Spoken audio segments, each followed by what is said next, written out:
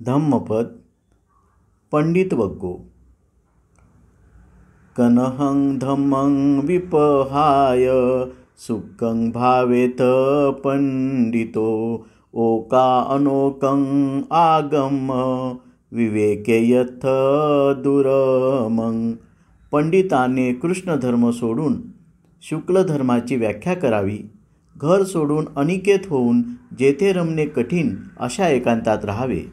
तत्राभिरती मिच्छेय हित्वा कामे अकिंचनो परियोद्धपेय अत्तानं चित्तक्लेशे हि पंडितो। पंडिताने कामना सोडून अकिंचन जेथे रमणे कठीण अशा एकांतात सुख मानावे। चित्तमलापासून स्वतःला शुद्ध करावे।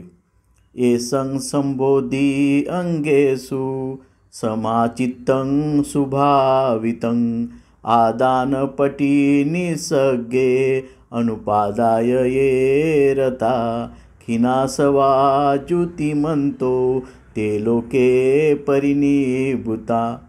ज्याचे चित्त संबोधीची जी अंगे त्यामध्ये योग्य तऱ्हेने अभ्यस्त झाले आहे, जे काही न घेता अपरिग्रहामध्ये रममाण आहेत, ज्यांचे विकार क्षीण झाले आहेत, ते तेजस्वी पुरुष या जगात निर्वाणाप्रत पोचतात।